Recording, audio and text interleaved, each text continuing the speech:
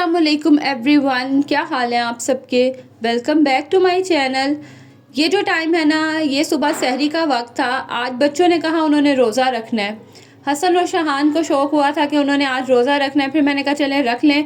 और माशाल्लाह पिछले साल भी इन्होंने रमज़ान के रोज़े रखे थे, और बल्कि बीच में मैंने ही कुछ छुड़वाए थे क्योंकि बच्चे हैं, अभी फ़र्ज़ तो है नहीं इन पे। इस दफ़ा भी माशाल्लाह बहुत शौक़ है इनको, और अब तो मौसम भी काफ़ी हद तक जो है इन रमज़ान में बेहतर होगा, तो कोशिश यही है कि सब जो हैं वो रोज़े पूरे रखें।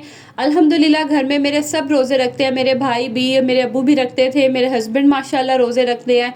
तो ये जो टाइम होता है मुझे इतना अच्छा लगता है ना, मुझे ये जो सहरी का वक्त है ना मुझे बहुत पसंद है। खामोशी होती है, मतलब बाहर आप कह लें खामोशी है, हर घर से जो है ना वो धीमी धीमी सी रोशनी आ रही होती है और आवाज़ें आ रही होती हैं चहलकदमी की, लोगों की, और बहुत ही प्यारा लगता है। इतना ये को पुरसुकून और मुझे ये खूबसूरत टाइम लगता है ना, माशाल्लाह। अल्लाह पाक सबको जो है ना इस माह रमज़ान की बरकतें समेटने की जो है वो तौफ़ीक अता फ़रमाए, आमीन। और हम सबके जो है रोज़े कबूल फ़रमाएँ। यहाँ पे आपको जो बर्तनों का ढेर नज़र आ रहा है ना, आपने इसको फ़िलहाल करना है अवॉइड। कल रात को मेरी इतनी तबीयत ख़राब थी, मेरे सर में इतना पेन था, इतना मुझे ऐसा लग रहा था कि जैसे ये या तो मेरी आँखें जो है ना वो फट जाएँगी, या मतलब मुझे वॉमिट आ जाएगी, इतना स्वेयर मेरे सर में दर्द है। अच्छा, मेरे सर में जब दर्द होता है ना, स्पेशली गर्मियों में बहुत होता है, तो इसी तरह ही होता है। लोगों के सरों में दर्द होता है, उनका बीपी हाई होता है, मेरा जो है वो बीपी लो होता है, और मेरे सर में इस तरह से दर्द होता है कि बस फिर मुझे कुछ समझ नहीं आती। रात को भी यही हाल था, तो मैंने किचन बिल्कुल साफ़ नहीं किया।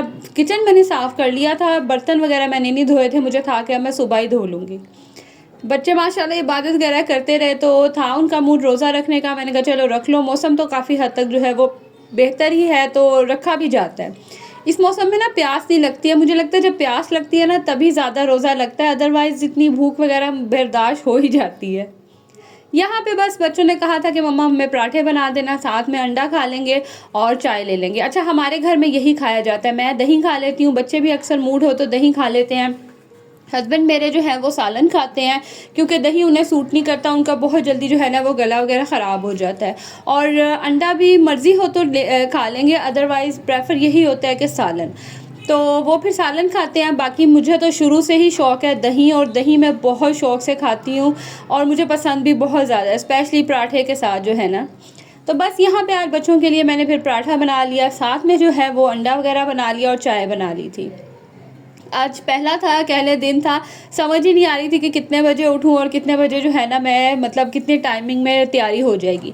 जब रमज़ान शुरू हो जाता है ना फिर तो आइडिया हो जाता है, और मुझे पता होता है मैंने अपना टाइम जो है ना मैनेज किया होता है। यकीन करें इसकी वजह से ना मेरी लाइफ बहुत ईजी हो जाती है कि मैंने पहले से ही हर टाइम को, जैसे अब इतने बजे तक मेरा खाना रेडी हो जाएगा, इतने बजे तक रोटियाँ रेडी होंगी, हम सब खा के इतने बजे तक रेडी हो जाएंगे, मतलब कंप्लीट हो जाएगा हमारा खाना। जब आपने टाइम मैनेज कर लिया होता है ना, फिर आपको काम करना भी बड़ा आसान लगता है, और थोड़ा सा टाइम जो है ना वो किसी भी एक्स्ट्रा काम के लिए निकालें। जैसे अब मुस्तफ़ा अगर उठ जाएगा तो ज़ाहिर है उसने वॉशरूम जाना होगा, या उसको मेरी ज़रूरत होगी किसी भी काम वगैरह के लिए, तो फिर उस चीज़ को भी जो है ना आप अपने जहन में ज़रूर रखा करें अगर आपके बच्चे छोटे हैं।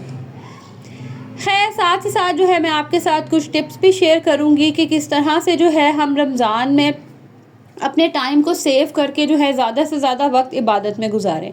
मेरे चैनल पे ना आपको रेसिपीज़ बहुत कम मिलेंगी, क्योंकि मेरे घर में जो है वो बहुत सिंपल सा खाना खाया जाता है। बड़ी सीधी सी कह लें मैं बंदी हूँ, सिंपल से हम लोग हैं।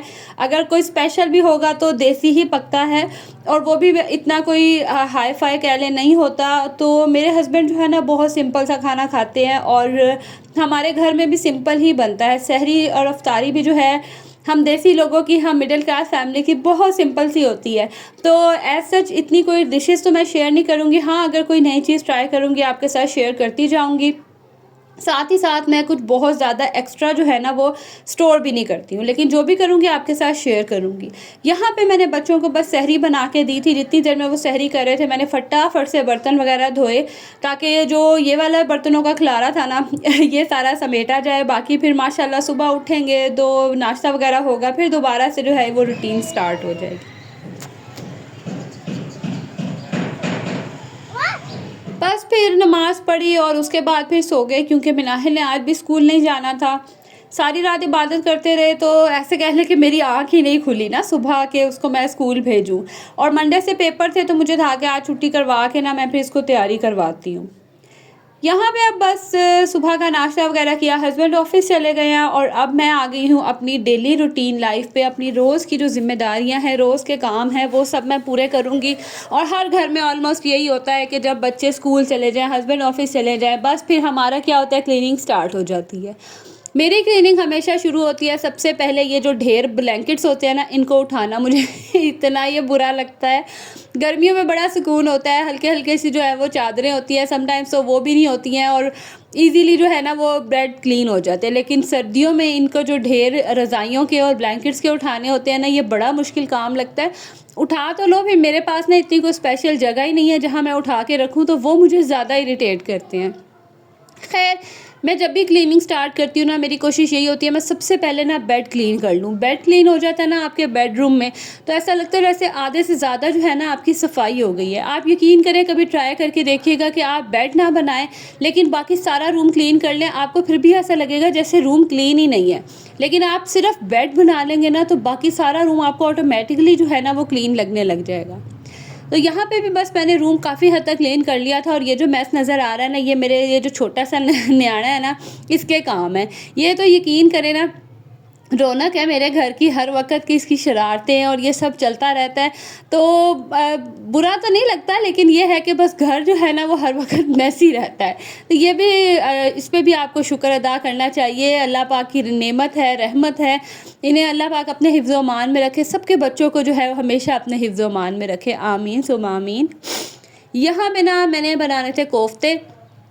पहले भी मैंने इसकी रेसिपी बहुत दफ़ा शेयर की हुई है और यकीन करें आज तक कभी जो है ना मेरे ना तो कोफ्ते टूटे हैं और ना ही इतने हार्ड बनते हैं। बहुत ही सॉफ्ट मुलायम से और बड़े मज़े के बनते हैं। जो इंग्रेडिएंट मैं इसमें ऐड करती हूँ ना, वो है दही। दही से जो है ना बड़े ही सॉफ्ट जो है वो बनते हैं। और दूसरा, मेक श्योर किया करें कि पानी इसमें बिल्कुल भी ना हो। और आप ना इसका बैटर वगैरह बनाने के बाद थोड़ी देर के लिए फ्रिज में भी रख देना, उससे भी काफ़ी हद तक जो है ना ये सेट हो जाता है। उसके बाद फिर कोफ्ते बना के भी थोड़ी देर के लिए फ्रीज़र में रख दें। जितनी देर में आप ग्रेवी रेडी करें, उतनी देर में जो कोफ्ते हैं ना वो भी सेट हो जाते हैं। इस तरह से आप जब भी बनाएंगे ना, तो बिल्कुल भी कोफ्ते नहीं टूटेंगे। और मेक श्योर करें कि जब भी कोफ्ते आप डालें ना सालन में, तो चम्मच आपने बिल्कुल भी नहीं हिलाना। आपने किसी भी कपड़े से जो है ना उस पतीली को हिलाना है कि कोफ्ते नीचे ना चिपके या नीचे से जो है वो बर्न ना हो। बस आपने पतीली को हिलाना है और चम्मच नहीं हिलाना अनटिल जो है वो कोफ्ते अच्छे से कुक हो जाएँ। और दूसरा ये कि कोफ्ते बनाते हुए ना आपने पहले जितना भी मटेरियल लेना है उसको अच्छे से फिंगर से आपने ऐसे प्रेस करना है। आप देख सकते हैं कि मैं अच्छे से प्रेस कर रही हूँ। इससे क्या होता है कि कीमा जो है ना वो आपस में अच्छे से यकजान हो जाता है, मिल जाता है, फिर टूटता भी नहीं है। लास्ट पे आपने इसे जो भी शेप देनी है, राउंड देनी है या आपने कबाब भी अगर बनाने हैं तो जो शेप देनी है आप बना लें। बिलीव करें, ये बिल्कुल भी नहीं टूटेंगे। साथ ही साथ आपको एक बड़े मज़े की टिप शेयर कर देती हूँ। मैंने ना पहले बिल्कुल सिंपल सा मसाला बनाया, प्याज वगैरह ब्राउन किया और उसमें सब चीज़ डाली। लेकिन ना शोरबे वाले सालन में आप जितना मर्ज़ी ग्रेवी को अच्छे से भून लें, वो अलग से प्याज वगैरह नज़र आते ही हैं। तो मैंने ना जब भुनाई की और ऑयल सेपरेट हो गया ना, तो मैंने ना उसकी जो भी ग्रेवी थी ना वो उसको मैंने ब्लेंडर में डाला और थोड़ी सी मैंने इसमें दही डाल के ना इसका अच्छे से पेस्ट बना लिया। ये देखें, ये इतनी स्मूथ सी ग्रेवी बन के रेडी हो गई थी ना। अच्छा, इस ग्रेवी में क्या होता है कि आपको ना ऑयल कम ही नज़र आता है, लेकिन जब सालन बिल्कुल कंप्लीट हो जाता है, डन हो जाता है ना, फिर जो ऑयल है ना वो सेपरेट हो जाता है। तो आपने घबराना नहीं है कि ऑयल पता नहीं कहाँ चला गया और मज़ीद आप इसमें ऑयल ऐड करते रहें। अच्छा, ये कोफ्ते वगैरह, ये कबाब, ये सब भी आप बना के रख सकते हैं। रमज़ान में बहुत हद तक टाइम सेव हो जाएगा, कुछ नहीं समझ आएगा तो आप जो है ना फटाफट से निकालेंगे और ये बना लेंगे। साथ ही साथ जो मस्ट है ना, वो ये शामियाँ ज़रूर बना के रखें। ये भी बहुत जो है ना वो हेल्पफुल रहती हैं, क्योंकि हर एक का तो रोज़ा नहीं होता। कुछ के घरों में छोटे बच्चे होते हैं या कुछ बुज़ुर्ग होते हैं, कुछ नहीं समझ आ रहा होता। आप शामी बना लें, शामी बर्गर बना लें, या आप इसके साथ जो है वो दाल वगैरह के साथ बहुत अच्छे लगते हैं।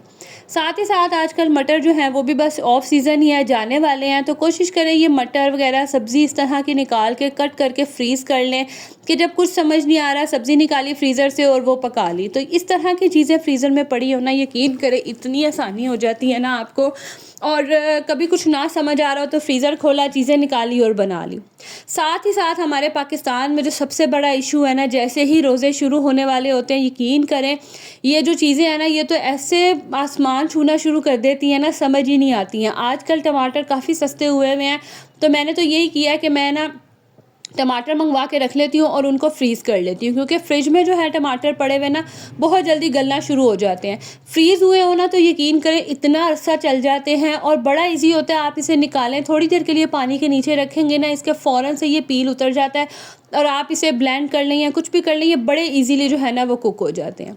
उसके अलावा सेम जो है प्याज, ये भी आगे बहुत महंगे हो जाने हैं, आप इस चीज़ को बड़े अच्छे से अंडरस्टैंड कर सकते हैं। अब क्या होता है कि जब हम प्याज़ों को इकट्ठा करके रखते हैं ना, तो ये आपस में इनमें थोड़ा सा भी पानी वगैरह होना तो ये बड़ी जल्दी गल जाते हैं और ख़राब हो जाते हैं। उसके लिए मैं आपको ये टिप दूँगी, आप किसी भी अपने स्टोर रूम में छत पे कोई जगह है या अगर कोई जगह नहीं है ना, तो ये जो किचन के कैबिनेट्स होते हैं ना, इनके ऊपर प्लास्टिक बिछाएँ और उसके ऊपर ये सारा प्याज इस तरह से जो है ना वो फैला के रख दें। इस तरह क्या होगा, इनको हवा लगती रहेगी, ये आपस में जो है ना वो मिक्स नहीं होंगे और ये काफ़ी अरसा तक चलेंगे, ख़राब नहीं होंगे। एटलीस्ट आपका रमज़ान बहुत आराम से गुजर जाएगा, क्योंकि आपको पता है कि रमज़ान में इन सब चीज़ों के जो रेट्स हैं ना वो बहुत हाई हो जाते हैं। प्याज़ों को आप जितना खोल के रखेंगे ना, इनमें हवा गुजरती रहेंगी तो ये गलेंगे भी नहीं और ना ही ये अंदर से ख़राब होंगे और काफ़ी अरसे तक ये चल भी जाएंगे। इस तरह से आपके पैसे भी बच जाएंगे और आपकी चीज़ जो है ना वो भी बच जाएगी। साथ ही साथ ना ये निम्को आई थी, मेरे चाचू आए थे कराची से, वो लेके आए थे। तो बस ये जो स्पेशल निम्को होती है ना कराची की, ये लाज़मी कोई भी आए ना कराची से या हमारा कभी चक्कर लगे तो हम लाज़मी मंगवाते हैं। तो उसके साथ साथ वो और चीज़ें भी लेके आए थे, इनको भी जो है मैं फ़िल करके रखूँगी। अच्छा, आपके साथ मैं एक और बात भी शेयर कर दूँ कि रमज़ान में ना अक्सर ऐसा होता है कि इफ्तारी में हम चीज़ें खा लेते हैं, हमें फिर भूख नहीं लगती, लेकिन जैसे ही 10-11 बजते हैं, जिनका काम होता है या बच्चे लेट सोते हैं, तो उनको ना थोड़ी-थोड़ी सी भूख लगना शुरू हो जाती है। उस टाइम हैवी खा लें तो सहरी में नहीं खाया जाता। तो कोशिश करें कि घर में इस तरह से निम्को या कोई ऐसी चीज़ रखें, कोई मंचिंग के लिए चने रख लें या इस तरह की कोई बादाम वगैरह ड्राई फ्रूट्स रख लें। इस तरह क्या होगा कि आपको न्यूट्रिशंस वगैरह भी मिल जाएँगे, हेल्दी साइड पे भी होगा और दूसरा जो है ना आपकी क्रेविंग भी ख़त्म हो जाएगी और भूख जो है ना उसको काफ़ी हद तक सुकून मिलेगा और आप सहरी आराम से कर लेंगे।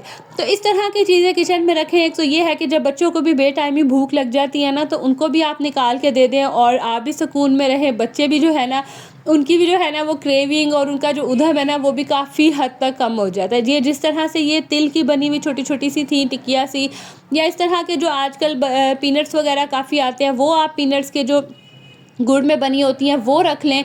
बच्चों को तो मीठी चीज़ें वैसे ही बहुत पसंद आती हैं और आप भी जो है ना, आपकी भी अक्सर कभी हमें रमज़ान के बाद शुगर क्रेविंग होती है तो काफ़ी हद तक वो कंट्रोल हो जाती है। सो दिस इज़ इट, ये था मेरा आज का व्लॉग। अगर आज का व्लॉग भी आप सबको अच्छा लगा होगा तो please don't forget to share, like और कमेंट ज़रूर करिया करें। मुझे इससे बहुत मोटिवेशन मिलती है और बहुत अच्छा लगता है आपके कमेंट्स पढ़ के। मिलूँगी अगली वीडियो में। अल्लाह हाफ़िज़।